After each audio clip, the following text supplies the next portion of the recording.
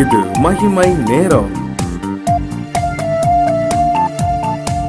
நம்முடைய கசப்பான வாழ்வை மதுரமாக மாற்றும் ஆண்டவராகிய இயேசு கிறிஸ்துவின் ஈடு இணையற்ற நாமத்தில் இந்த மகிமை நேர நிகழ்ச்சிக்கு உங்களை அன்புடன் வரவேற்கிறேன். நம்முடைய வாழ்க்கையில காணப்படுகிற கசப்புகளை ஆண்டவர் மதுரமாய் மாற்றுவார் என்பதுல எந்த விதமான சந்தேகமும் இல்லை. யாருக்கு அப்படிப்பட்ட காரியங்களை செய்தார் அப்படின்னு நம்ம பார்க்கும்போது ரூத்தின் சரித்திரத்துல நகோமி அப்படின்ற சகோதரியை குறித்து நம்ம பார்க்கிறோம். நகோமி நல்ல வாழ்ந்தவங்களா காணப்பட்டாங்க. அவங்களுக்கு எலிமெலேக்கு அவருடைய கணவர் பெயர் மக்லோன் கிளியோன் அப்படின்னு சொல்லி 2 மகன்கள் இருந்தாங்க. இவங்க நல்ல சந்தோஷமா வாழ்ந்த காலங்கள்ல இந்த பெத்லேஹேம்ல பஞ்சம் ஏற்பட்டது. இந்த பஞ்சம் ஏற்பட்டதுனால இவங்க எங்க இருந்து எங்க போறாங்க? பெத்லேஹேம்ல இருந்து மோவாப் தேசத்துக்கு போறாங்க. எதுக்காக? இங்க பஞ்சமா இருக்கு, அங்க போய் நம்ம நல்ல ஆகாரம் கிடைக்கும், நம்ம செழிப்பா இருக்கலாம் அப்படின்னு சொல்லி அவங்க அங்க போறாங்க. அந்த சூழ்நிலைகளில அவங்க அங்கிருந்து வரும்போது நிறைவா போனாங்க, குறைவுள்ளவங்களா வந்தாங்க அப்படின்றத நம்ம பாக்குறோம். இந்த நகோமி அப்படின்னா இன்பம், சந்தோஷமானவள், நகைப்பு அப்படின்றதுதான் இதோட பொருள். ஆனா அவங்கள குறிச்சு அவங்க வரும்போது எல்லாரும் கேட்கறாங்க, நகோமி அப்படின்னு கூப்பிடும்போது அவங்க சொல்றாங்க, நீங்க என்ன மாறா அப்படின்னு சொல்லுங்க, நகோமின்னு என்ன சொல்லாதுங்க, எனக்கு சர்வ வல்லவர் மிகுந்த கசப்பை கட்டளையிட்டார் அப்படின்னு சொல்றாங்க.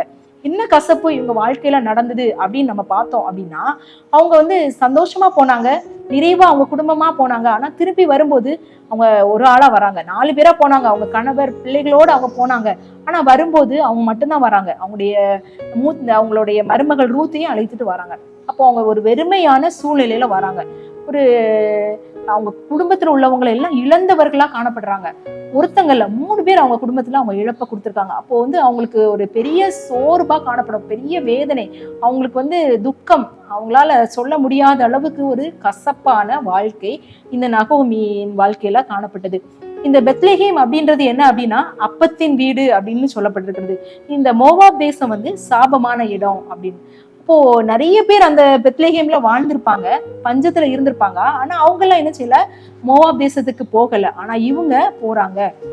ஆண்டவராகிய இயேசு கிறிஸ்துடைய சமூகத்துல நம்ம தரித்திருக்கும் போது நமக்கு நிறைய நன்மைகள் கிடைக்கும், நிறைய ஆசீர்வாதங்கள் கிடைக்கும். ஆனா நமக்கு ஒரு கஷ்டமான சூழ்நிலை வரும்போது நம்ம ஆண்டவருடைய சமூகத்தை விட்டு வேற இடத்துக்கு போனோம் அப்படின்னா இன்னும் அதிகமா நம்ம கஷ்டத்தை அனுபவிப்போம் அப்படின்றது இந்த இதுல இருந்து நம்ம கற்றுக்கொள்ளலாம். நிறைய நேரத்துல என்ன யோசிப்போம் அப்படின்னா, எனக்கு மாத்திரம் ஏன் இந்த கஷ்டம், எனக்கு மாத்திரம் ஏன் இந்த துன்பம் அப்படின்றத யோசிப்போம்.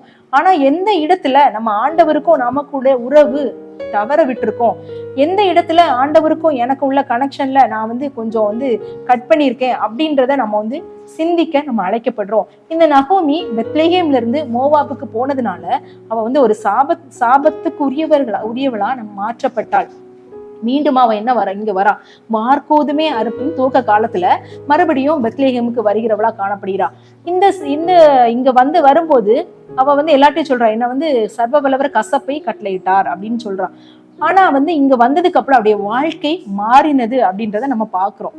அவருடைய வாழ்க்கை மாற்றப்பட்டது. அவ குறைவுள்ளவளா வந்தா, ஆனா நிறைவாய் அவள் மாற்றப்பட்டாள். கசப்பான வாழ்க்கை உள்ளவளா இருந்தா, ஆனா அவளுடைய வாழ்க்கை மதுரமாய் மாறப்பட்டது. ஒரு சில நாட்களுக்கு முன்பதாக நான் எங்களுடைய வீட்டுல கிளீன் பண்ணிட்டு இருந்தேன். அப்போ பழைய நிறைய நோட்டு, புக்கு, பழைய பேப்பர் எல்லாம் நீ வெளியே போட்டுடலாம் அப்படின்ற மாதிரி பார்த்துட்டு இருக்கும்போது 2020ஆம் ஆண்டு 21 ஆண்டுக்கான டைரியை நான் எடுத்து பார்த்தேன். அதுல என்னுடைய வாழ்க்கையில நடந்த காரியங்கள் நான் ஜெப குறிப்பா நிறைய எழுதி வைத்து ஜெபித்துட்டு இருந்தேன். அதெல்லாம் நான் பார்க்கும்போது இந்த 2-3 வருஷத்துக்குள்ளதாக ஆண்டவர் எனக்கு எவ்வளவு அற்புதத்தை செஞ்சிருக்காரு. நான் எவ்வளவு ஒரு கசப்பான வாழ்க்கையில இருந்திருக்கேன், இப்போ என்ன ஆண்டவர் மாற்றிருக்காரு அப்படின்னு சொல்லி நான் ஆண்டவரை துதித்தேன். இதே மாதிரிதான் இந்த நகோமி 10 வருஷத்துக்கு அப்புறமா இங்க வரா. 10 வருஷத்துக்கு முன்பதாக அவளுடைய வாழ்க்கை கசப்பாய் காணப்பட்டது. அவ ஒருவேளை நம்ம தண்ணீரை கடக்கிற சூழ்நிலைகள்ல, அவ கஷ்டப்பட்ட சூழ்நிலைகள்ல அக்னியில இருந்தது போல ஒரு சூழ்நிலைக்குள்ள அவ இருந்திருப்பா. அதே மாதிரிதான் என்னுடைய வாழ்க்கையை நான் யோசித்து பார்க்கும்போது இதெல்லாம் மாறுமா, இந்த சூழ்நிலை மாறுமா, இந்த காரியம் நடக்குமா நடக்காதா அப்படிலாம் சொல்லி நான் எழுதின காரியங்கள்லாம் ஆண்டவர் எனக்கு பதில் கொடுத்தார், எனக்கு அதுல அற்புதத்தை செய்தார் அப்படின்னு சொல்லும் போது உண்மையிலே நான் ஆண்டவரை அதிகமா துதிச்சேன். அதே மாதிரிதான் இந்த நகோமிக்கும் நடந்திருக்கும். அவ வெறுமையா காணப்பட்டா, இப்போ நிறைவுள்ளவளா காணப்படுகிறா. இந்த போவாசை அந்த ரூத்துக்கு திருமணம் பண்ணி வைக்கிறா. இது வந்து போவாஸ் வந்து ரூத் வந்து போவாஸுக்கு ஓபேத்தை பெற்றான் அப்படின்றத பாக்குறோம். அந்த ஓபேத் வந்து இந்த நகோமியின் மடியில் வளர்க்கப்பட்டாள், அதை வளர்க்கிற தாயானாள் அப்படின்னு பாக்குறோம். ஒருவேளை சந்ததியே எனக்கு இருக்காது அப்படின்னு இந்த நகோமி நினைச்சிருக்கலாம். என்னுடைய 2 குமாரர்களும் மரிச்சு போயிட்டாங்க, இனிமேல் என்னுடைய சந்ததி இருக்காது அப்படின்ற ஒரு பெரிய வந்து மன அழுத்தத்துக்குள்ள, பெரிய சோர்வுக்குள்ள, பெரிய கவலைக்குள்ள, இனிமேல் ஒண்ணுமே இல்லை அப்படின்ற சிச்சுவேஷன்ல இருந்த நகோமி அந்த ஓபேத்தை வளர்க்கிற தாயானாள் அப்படின்றத பாக்குறோம். அப்போ வந்து இந்த ஓபேத்தை வளர்க்கும் போது அவ மிகவும் என்ன செஞ்சிருப்பா, சந்தோஷப்பட்டிருப்பா அப்படின்றத நம்ம வந்து நம்ம பார்க்கலாம். அதே மாதிரி இன்னொரு பெரிய ஆசீர்வாதம் என்ன அப்படின்னு பாத்தீங்க அப்படின்னா, இந்த ஓபேத் யார் அப்படின்னா தாவீதுடைய தாத்தா, ஈசாயின் தகப்பன். இந்த தாவீதுடைய வம்சத்துல ஆண்டவராகிய இயேசு கிறிஸ்து என்ன செய்றாரு, பிறக்கிறார் அப்படின்றத நம்ம பாக்குறோம்.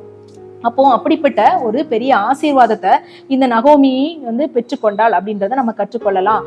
இந்த கசப்பான சூழ்நிலையில மத்தியிலும் அவ வந்து கர்த்தர் பிடிச்சு கொண்டாள். அவ வந்து கடவுள் வந்து எனக்கு செய்வார் அப்படின்னு சொல்லி இந்த அப்பத்தின் வீட்டுக்கு மறுபடியும் வருறா. அதே மாதிரி நம்முடைய வாழ்க்கையில நம்ம ஆண்டவரை விட்டு பின்வாங்கி போன காரியங்கள்ல நம்ம மீண்டுமா திரும்பி வரும்போது என்னென்ன காரியங்கள் ஆண்டவருக்காக இன்னும் உற்சாகமா செய்யணும் அப்படின்ற காரியங்களுக்குள்ள நம்ம வரும்போது ஆண்டவராகிய இயேசு கிறிஸ்து நம்மை வந்து ஆசீர்வதிக்கிறவராய் காணப்படுவார். நம்முடைய சூழ்நிலைகளை மாற்றுகிறவராய் காணப்படுவார். எல்லா விதமான கசப்புகள், நம்முடைய வேர்கள், எல்லா கசப்பான வேர்களையும் அகற்றி நன்மையான காரியங்கள் நம்முடைய வாழ்க்கையில தழைக்கும்படியாய் செய்வார். நம்முடைய சந்தோஷமான வாழ்க்கையை மீண்டுமா தருவார் அப்படின்றதான் இந்த நாள்ல நம்ம கற்றுக்கொள்கிறோம். ஒருவேளை உங்களுடைய சூழ்நிலைகள், உங்களுடைய வாழ்க்கையில நடந்த இழப்புகள், இல்ல ஏதாவது ஒரு கஷ்டமான காரியங்கள்னால மிகவும் சோர்ந்து போய் கசப்பா இருக்கிறேன், இதுக்கு மேல எனக்கு வாழ்க்கை இல்லை, இனிமேல் எதுவுமே வராது அப்படின்ற சூழ்நிலைகளுக்குள்ள நீங்க இருந்தீங்க அப்படின்னா ஒரு நிமிஷம் நீங்க யோசித்து பாருங்க. ஆண்டவருக்கும் உங்களுக்குள்ள காரியங்களை ஏதாவது நம்ம வந்து சரியா செய்யாம இருந்திருக்கோமா? நம்ம ஆண்டவரை விட்டு, அப்பத்தின் வீடாகிய தேவனுடைய வீடை விட்டு நம்ம வெளியே போயிருக்கோமா அப்படின்றத நம்ம சிந்தித்து பார்க்கலாம். ஆண்டவராகிய இயேசு கிறிஸ்து ஒரு நாளும் யாரையும் கைவிடுகிற தேவனே இல்லை. நம்மளை வந்து நம்முடைய பாவங்களுக்கு தக்கதாக செய்யாமலும் நம்முடைய அக்கிரமங்களுக்கு தக்கதாக சரி கட்டாமலும் இருக்கிற தேவன் அப்படின்னு 103ஆம் சங்கீதத்துல நம்ம வாசிக்கிறோம். அப்போ நம்ம பாவங்கள், அக்கிரமங்கள், ஆண்டவருடைய சமூகத்தை விட்டு விலகி போகிற காரியங்கள் என்ன செஞ்சாலும் நம்ம ஆண்டவரிடத்துல வரும்போது அவர் மனதுருக்கம் உள்ள தேவன். அவர் நம்ம ஓடி நம்மளை கட்டி அணைத்து நம்முடைய காயங்கள் எல்லாம் கட்டி நம்முடைய மனதின் காயங்களை ஆற்றுகிற தேவனா இருக்கிறாரு. இன்னும் அதிகமா ஆசீர்வதிக்கிறவரா இருக்கிறாரு.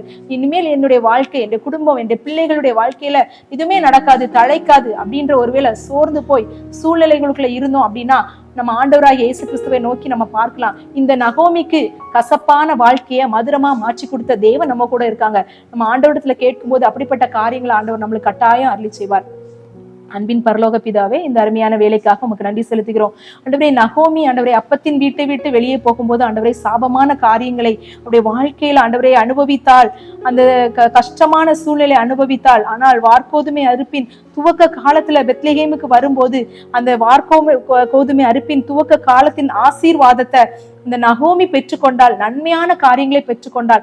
கசப்பு மதுரமாய் மாறினது, அவருடைய வாழ்க்கை கட்டப்பட்டது, அவருடைய சந்ததி கட்டப்பட்டது அப்படின்றத நாங்க பார்க்கிறோம். எங்களுடைய வாழ்க்கையில காணப்படுகிறதான அநேக கசப்பான சூழ்நிலைகள், ஆண்டவரே எங்களால தாங்கிக் கொள்ள முடியாத கஷ்டங்கள், எங்களால பொறுக்க முடியாத வேதனைகள் எல்லாவற்றையும் உம்முடைய கரத்துல நாங்க ஒப்பு கொடுக்கிறோம். எந்த இடத்துல நாங்க உம்மை விட்டு பின்வாங்கி போனோம், உம்மை விட்டு விலகி போனோம் அப்படின்றத நாங்க உய்த்து ஆராய்ந்து அந்த காரியத்தை சரி செய்து உம்முடைய ஆசீர்வாதத்தை நிறைவாய் பெற்றுக் கொள்ளும்படியாக எங்களுக்கு நீங்க கிருபை தந்துள்ள வேண்டுமாறு நாங்க ஜெபிக்கிறோம். எங்களை தாழ்த்துகிறோம், வெறுமையாக்கிறோம். இயேசுவின் மூலம் ஜெபம் கேளும் நல்ல பிதாவே, ஆமீன். தேவன் தாமே இந்த வார்த்தைகளை ஆசீர்வதிப்பாராக. ஆமீன்.